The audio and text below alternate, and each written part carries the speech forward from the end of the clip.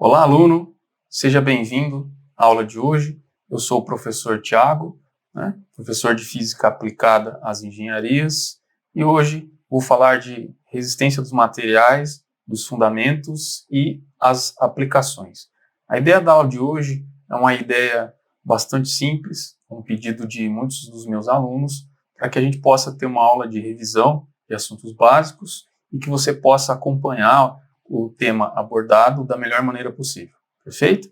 Fique à vontade e aproveite a aula. Bom, vou começar falando de conceitos básicos, para que você possa entender depois as aplicações. Então, vou começar de uma forma bem simplificada e qualquer dúvida, você pode depois entrar em contato conosco para que a gente possa discutir melhor. A importância e aplicações do tema, A resistência dos materiais tem uma importância muito grande no estudo de diferentes materiais aplicados em várias áreas da engenharia, como engenharia civil, engenharia mecânica e outras engenharias, E principalmente a ideia, de ter bem embasados os conceitos fundamentais aqui, é para você, futuro engenheiro, poder entender o comportamento de materiais em elementos estruturais e aplicados em projetos na sua futura profissão, Você pode também ter uma boa noção para fazer dimensionamento desses elementos estruturais, Como, por exemplo, entender sobre o fator de segurança, as cargas admissíveis que cada estrutura pode suportar, E, de modo geral, entender como que os materiais se comportam quando submetidos a carregamentos mecânicos.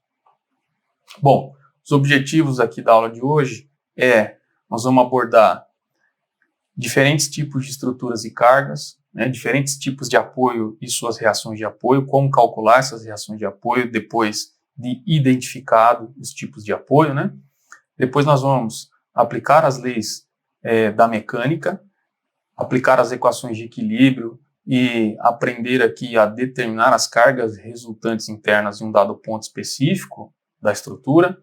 Depois, analisar tensões em diferentes estruturas, como tensão normal, tensão de cisalhamento, e vou abordar em um problema bem específico, tensão admissível. O assunto da aula, então, são conceitos básicos, Vou definir corpo rígido com vocês, tipos de estruturas e cargas, condições de equilíbrio, e definir tensão normal, cisalhamento e um problema com tensão admissível, como já falei antes. Bom, a resistência dos materiais é um ramo da mecânica, que tem como objetivo estudar o comportamento de corpos rígidos quando esses corpos rígidos são submetidos a cargas externas. Nós podemos ter um corpo rígido como essa estrutura, uma estrutura genérica, que pode ser submetido a diferentes tipos de forças, de cargas mecânicas. Cargas de superfície, força concentrada ou força resultante, e uma carga linear distribuída, e também forças que nós vamos definir como forças de corpo. São forças que atuam no corpo rígido sem que haja a interação de superfície com superfície. Ok? Bom, primeiro, um corpo rígido pode ser chamado como um corpo deformável também, Corpo rígido é uma estrutura ou um corpo que as dimensões são importantes no problema. A gente não pode desprezar as dimensões desse corpo como a gente faz em partícula, por exemplo, Quando a gente pensa num corpo como uma partícula, a gente está desprezando as dimensões desse corpo porque no estudo elas não são importantes. Nesse caso, um corpo rígido, todo corpo rígido é um corpo deformável porque ele tem uma propriedade chamada elasticidade, e a elasticidade pode ser maior ou menor dependendo desse corpo. Então ele vai sofrer um fenômeno que nós vamos abordar muito mais para frente, chamado de deformação, que na maioria dos casos é imperceptível ao olho nu. Dito isso, eu posso ter diferentes tipos de corpos rígidos, ou corpos deformáveis. Muitos usados dentro da engenharia são os tirantes. Os tirantes sofrem forças de tração. Então, a gente tem diferentes tipos de tirantes. Aqui são alguns exemplos de haste, barra, tirantes com ângulo e do tipo canal. Esses são os cortes transversais típicos, tá certo? Podemos ter as vigas. Hoje nós vamos abordar alguns problemas com vigas, por exemplo, né? As vigas biapoiadas, vigas em balanço, com apoios fixos. Então eu trago aqui para vocês uma representação simples e básica de vigas, de tipos de vigas, as mais encontradas nos problemas, né? Viga simplesmente apoiada, viga em balanço, né, que a gente tem uma viga que a gente chama de engaste, né, o tipo de acoplamento, e viga apoiada com extremidade em balanço. Perfeito? Bom, também trago alguns exemplos, né, então, de vigas de concreto protendido aqui, utilizado em pontes de autoestrada. Aqui na figura de baixo nós podemos ver uma viga com chapas, com ligações típicas de chapas de aço, né, para uma ponte rodoviária. Existem outros tipos de estruturas também que são importantes, como colunas, né? Então a coluna eu posso pensar numa coluna como sendo uma viga na vertical, tá certo? E uma curiosidade interessante aqui, que essa seção transversal da viga, que a gente chama de, ou de coluna, né, nesse caso, que está na vertical, uma coluna I, esse tipo de coluna tem essa seção transversal porque ela otimiza, por exemplo, né, os esforços, os carregamentos do tipo de flexão, tá certo? Flexão e de força cortante. Então essa estrutura aqui que dá para a gente abordar mais para frente, né, que tem a mesa e a alma, esse formato da coluna ele está associado com a otimização de suportar cargas de esforço cortante, por exemplo, e momento fletor, certo? Bom, podemos ter também as treliças, são bastante usadas para sustentação e elas desenvolvem compressão nos membros do topo e tração nos membros de baixo. Cabos, muitas pontes estaiadas que a gente fala, né? Tem sustentação via cabos para cargas de tração. Arcos, os arcos eles suportam cargas de compressão. E o pórtico, né, que é uma estrutura que lembra bastante um portal, né? O nome dele é assim por isso, tá certo? E que ele pode ter conexões rígidas, fixadas por pinos, por exemplo, né? E os membros dos pórticos são submetidos à carga de força normal, cisalhamento e de momento fletor também. Bom, dando sequência aqui, eu vou falar um pouquinho sobre os tipos de cargas, né? Como eu já disse, nós temos dois tipos básicos de carga, forças de superfície, né? Que a gente vai discutir como, por exemplo, carga linear distribuída, que é uma força que se distribui ao longo do comprimento da estrutura, e força concentrada, porque a gente consegue substituir a carga linear distribuída pela força concentrada, facilitando a análise do problema. Forças de corpo, que no primeiro momento nós vamos desprezar a carga permanente da estrutura, tá certo? Como, por exemplo, a força-peso da própria estrutura, porque essa força é devida à interação do campo gravitacional da Terra, né? Tudo que tem massa interage com a Terra sem que a estrutura tenha contato de superfície com a Terra, tá certo? Bom, aqui eu trago então novamente o nosso corpo rígido genérico e eu vou destacar aqui a carga linear distribuída, tá certo? De uma viga engastada. Como que eu posso pensar numa carga linear distribuída de maneira que fique fácil a compreensão? Então, posso pensar, por exemplo, numa viga que ao longo do comprimento da viga eu tenho distribuído diferentes tipos de saco de cimento aqui, ó, com diferentes quantidades, tá certo? Então, ao longo de cada comprimento da viga, eu tenho uma força que varia, tá certo? E ela varia conforme a quantidade de sacos de cimento. Então, eu posso representar isso por uma interação de superfície, né? O saco de cimento está interagindo com a superfície da viga, tá certo? E que essa força se distribui com um comportamento diferente para cada metro, para cada pedaço da viga, tá certo? Então, eu consigo, os problemas vão nos dar qual é o comportamento dessa força, dessa carga linear distribuída, tá certo? E vai formar uma figura geométrica planar aqui, tá certo? Então, eu posso trabalhar com essa carga linear distribuída de tal maneira a representá-la por uma única força concentrada que vai atuar num ponto específico. Como fazer isso? Então, a força concentrada vai ser numericamente igual à área formada pela figura, né, da função aqui da carga linear distribuída. Então, a força concentrada é numericamente igual à área, né, formada por essa curva. Então, se a gente lembrar de cálculo, né, a gente sabe que a área sobre curva é calculada por uma integral, tá certo? Então, se eu souber qual é o tipo de função, integrando essa função ao longo do comprimento da viga, eu tenho o valor numérico dessa força. Em geral, a gente não precisa fazer essas integrais porque em muitos problemas, né, essa carga linear distribuída tem uma forma física, tem um formato regular, uma figura geométrica regular. Portanto, é só eu saber, né, qual é a equação de área daquela figura. Por exemplo, se for um triângulo, é base vezes altura dividido por 2. Se for um retângulo, lado vezes lado. Isso facilita muito, né, o cálculo da intensidade ou módulo dessa força. Outra questão importante é em que ponto que vai passar essa força, né? Então, essa força, ela vai passar pelo centroide da figura, tá certo? Centro geométrico em área da figura.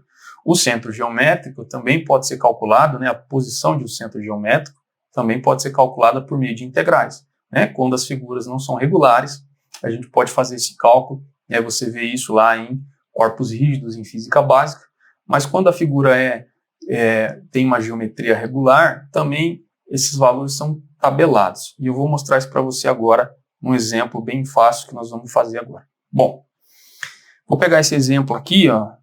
A gente vai considerar essa viga engastada, tá certo? Com essa carga linear distribuída de 5 kN por metro e que tem uma figura geométrica triangular. A viga tem 9 metros de comprimento. Como que eu posso substituir essa carga linear distribuída por uma força concentrada? Tá certo? Então preste atenção aqui comigo você, que é muito fácil.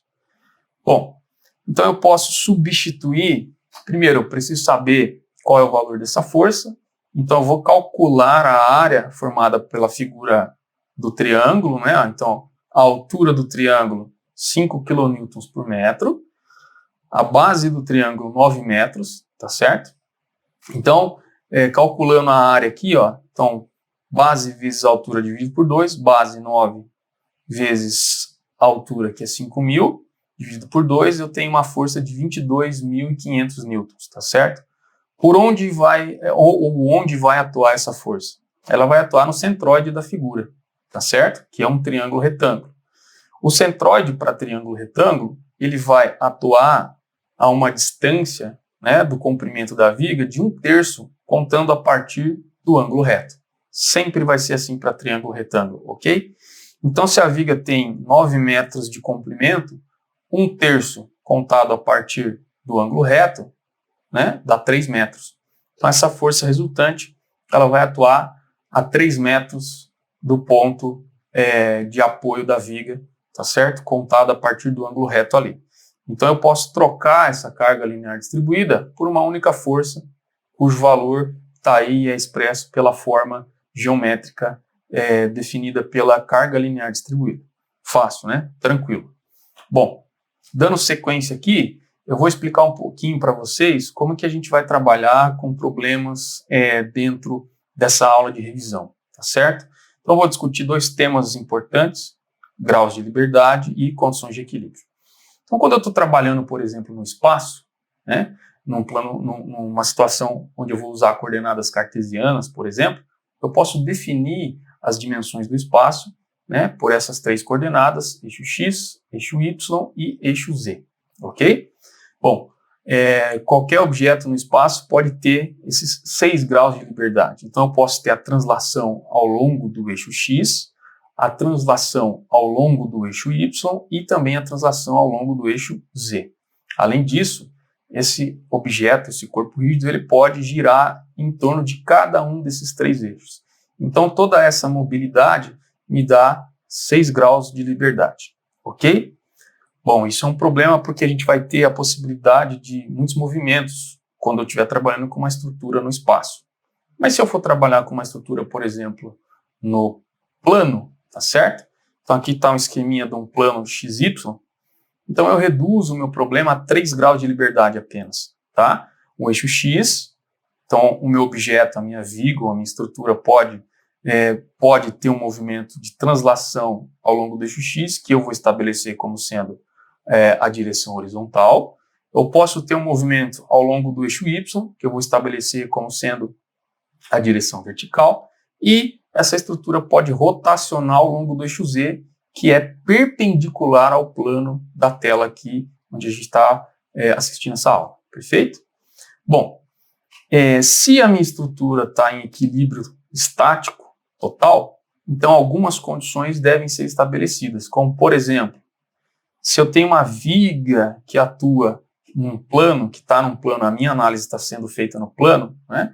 Então essas condições aqui devem ser estabelecidas para que ela se mantenha em equilíbrio estático. Ou seja, quando ela está submetida a uma carga externa ou alguns tipos de cargas externas, eu tenho que garantir que se eu somar todas as forças ao longo do eixo X, a resultante tem que ser zero. Ou seja, isso garante que a estrutura não está transladando na horizontal.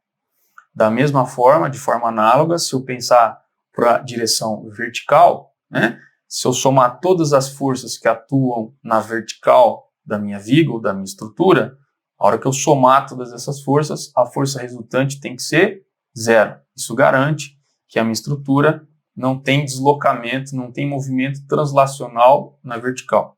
E da mesma forma, se eu somar todos os momentos da minha estrutura, da minha viga, o momento resultante tem que ser nulo, garantindo que a viga não execute nenhum movimento de giro em torno do eixo Z. Perfeito? Essas condições, quando bem usadas, nos dão informações importantes da condição estática da estrutura. Bom, reações de apoio, eu vou falar da classificação dessas reações de apoio. O que são reações de apoio, né? Isso é importantíssimo antes da gente começar a resolver qualquer problema. Eu tenho que identificar quem são meus tipos de apoio e quantas reações existem antes de partir para solucionar problemas mais complexos. Então, a reação de apoio são forças que se desenvolvem nas superfícies dos pontos de contato. Então, se eu tenho uma carga externa sendo aplicada numa estrutura, tá certo? Num ponto de apoio, essa estrutura vai reagir, né? Então, para uma ação de uma força externa, eu tenho uma reação para cada ponto de estrutura, tá certo? O ponto de apoio da estrutura. Então, eu posso classificar esses apoios com gêneros. Então, por exemplo, o apoio de primeiro gênero, a gente representa na grande maioria dos problemas desse tipo aqui, né? Então, o apoio está no ponto A, eu tenho uma estrutura que está representando a superfície do plano, né, de contato, e uma região em branco aqui, ó, tem um vão, tá certo? Isso garante, por exemplo, né, definir o que é um apoio de primeiro gênero. O que é esse apoio de primeiro gênero? Ele tem apenas uma reação de apoio na vertical. Então a gente diz o seguinte, essa estrutura tem 1 grau de liberdade impedido apenas, tá certo? O apoio está aqui. Então aparece uma reação de apoio que é na vertical. Se eu tiver uma estrutura que tem um apoio de segundo gênero, por exemplo, né, então eu vou ter 2 reações de apoio, tá certo? Então aqui a minha estrutura tem um impedimento de 2 movimentos de translação, na vertical, né, que está representado aqui, e na horizontal, perfeito? E o apoio de gênero 3, que nós vamos ter os 3 graus de liberdade impedido. Então a estrutura está fixa de tal maneira que ela não vai poder transladar nem na horizontal nem na vertical e também não vai ter momento, tá certo? O momento aqui vai ser zero, ou seja, como é que eu posso pensar nessa forma aqui? Eu vou ter para o primeiro gênero apenas uma reação de apoio, para o segundo gênero 2 reações de apoio e para estruturas com pontos de apoio de terceiro gênero nós temos 3 reações de apoio acontecendo, perfeito? Bom, os tipos de reação de apoio, eu posso ter acoplamentos de que tem apenas uma reação de apoio, e a gente chama isso de uma incógnita apenas, porque eu tenho que encontrar essa reação de apoio, né? Então, a incógnita que a gente está querendo é uma reação de apoio só. Então, acoplamentos do tipo cabo, do tipo rolete e apoio simples. Temos acoplamentos que terão duas reações de apoio, tá certo? E a gente chama essas reações de apoio de duas incógnitas. Então, nós vamos ter acoplamentos do tipo pino externo e pino interno, e o engaste, que tem as três reações de apoio. Então, são três incógnitas que, aplicando as equações de equilíbrio, nós vamos poder encontrá-las. Bom, aqui eu vou dar um exemplo de como a gente pode encontrar as reações de apoio de uma maneira simples. Então, eu tenho uma viga biapoiada, tá certo? E aí eu vou perguntar para vocês aqui, ó, classifique a viga, classifique os tipos de apoio e calcule as reações de apoio. Como que a gente pode fazer isso, tá certo? Então, eu vou responder e a gente vai resolver esse problema de uma maneira bem simples aqui, perfeito? Bom, resolvendo, a gente verifica que trata-se de uma viga biapoiada, perfeito? Então, uma viga biapoiada, e um dos apoios é pino externo, onde temos um apoio de segundo gênero. Aqui nós temos, então, duas reações de apoio, né? E na outra extremidade a gente tem um apoio do tipo rolete, que, portanto, tem uma reação de apoio, tá certo? É um apoio de primeiro gênero. Tranquilo? Então tá aqui respondendo o item B, para classificar, né, os tipos de apoio, pino externo em A e rolete em B, né? Duas reações de apoio em A, uma reação de apoio no ponto B.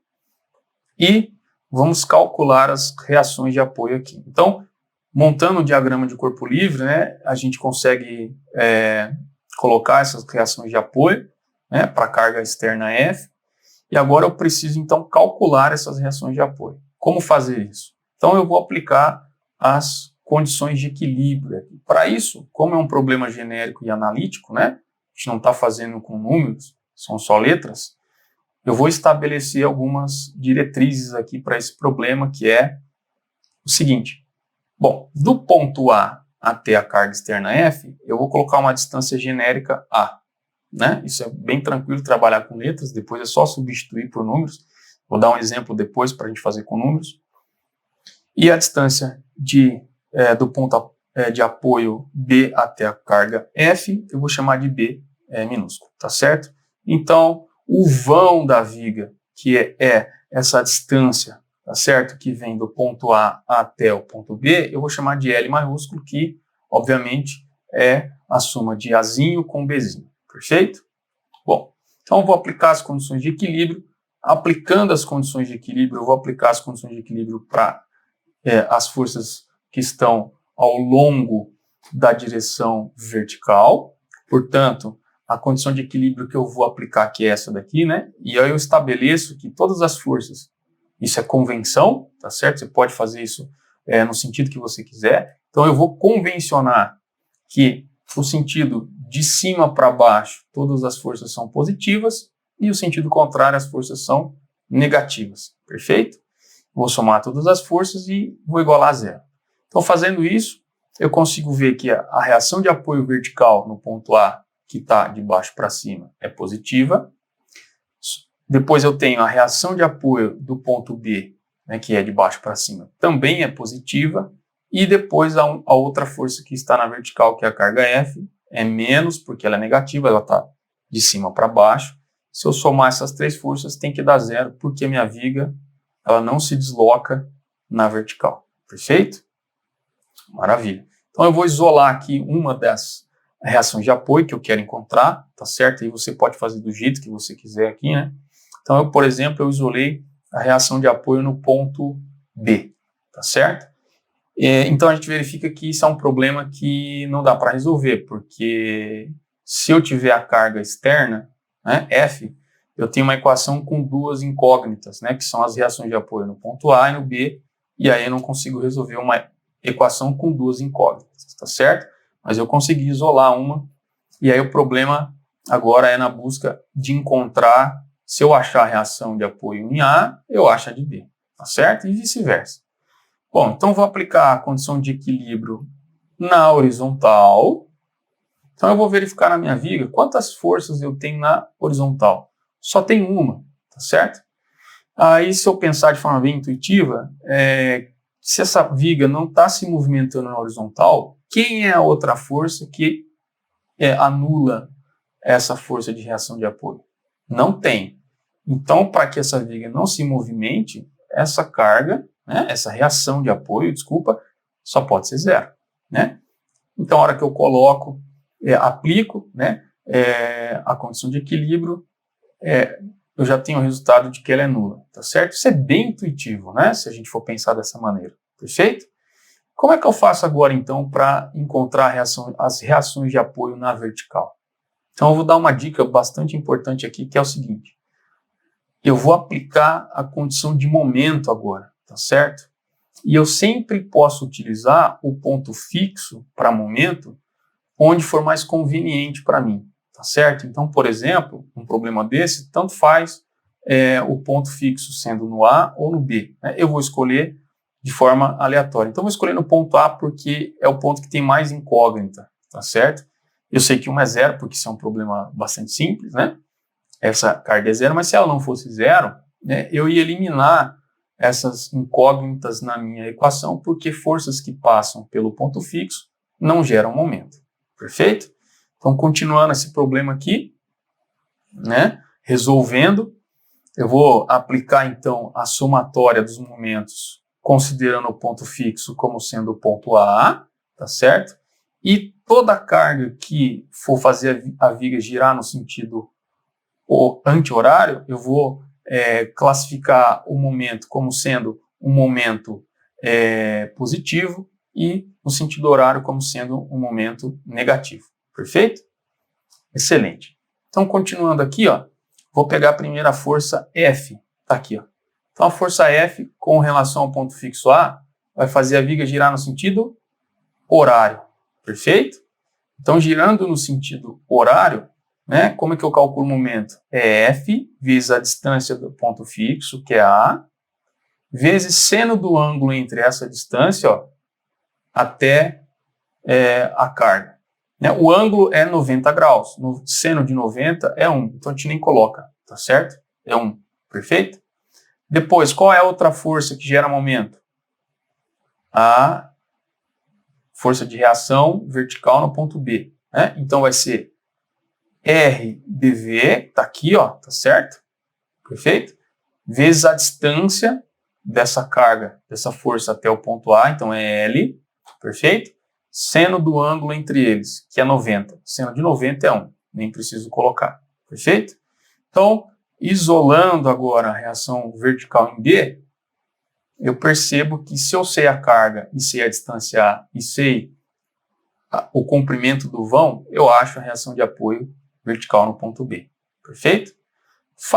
Procedendo então de forma análoga, né? Se eu inverter agora e aplicar a condição de momento para o ponto B, né? Eu verifico aqui que também, né? Eu consigo isolar a reação de apoio vertical no ponto A, tá certo? E ter uma relação matemática para encontrar essa reação de apoio. Que toda vez que eu tiver uma viga biapoiada com um vão, eu posso proceder direto dessa forma, tá certo? Então, fazendo aqui, ó, F, que é a força, vezes a distância da carga F até o ponto fixo B, né? Essa carga agora, para o ponto fixo sendo B, vai gerar momento e a viga vai tentar girar no sentido anti-horário, portanto, é positivo, né? Menos a carga RAV, ou seja, a reação de apoio vertical, porque vai gerar momento em torno do ponto B, e aí o sentido de giro vai ser anti-horário, portanto, sinal negativo aqui, então vai ser a força vezes a área, vezes o comprimento, tá certo? Vezes seno de 90. E aí eu vou colocar por curiosidade só, tá certo? Vamos supor que RAH, ou seja, a reação de apoio no ponto A horizontal, eu quisesse colocar nessa equação também, tá certo? Então, colocando nessa equação, ó, né? Primeiro eu sei que ela não gera momento porque passa o prolongamento dela vai passar pelo ponto fixo em B aqui, ó. Mas vamos supor que eu quisesse colocar, tá certo? Então ficaria RAH vezes L, que é a distância, vezes seno de zero. Por quê? Porque ela está alinhada com a distância L, tá certo? Perfeito?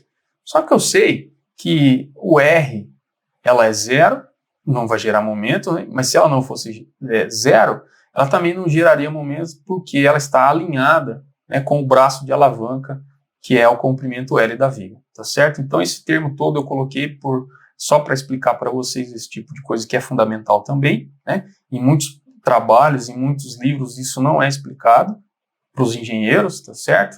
Não que vocês não saibam, ou que os engenheiros não saibam, sabem, mas é legal ensinar isso para o aluno que precisa ter a base desde o comecinho. Então, isolando a reação de apoio em A, eu tenho essa equação, e aí eu consigo então aplicar isso para qualquer viga biapoiada que tem um vão L, tá certo? Bom, eu acho que deu para explicar um pouquinho sobre cálculos de reação, de reações de apoio, tá certo? Eu vou finalizar esse primeiro bloco por aqui, tá certo? Vejo você no segundo bloco, onde eu vou aplicar esse probleminha aqui em uma questão que tem números para a gente ver se a gente consegue calcular dessa maneira. Tudo bem? Até mais então, pessoal. Até o próximo bloco.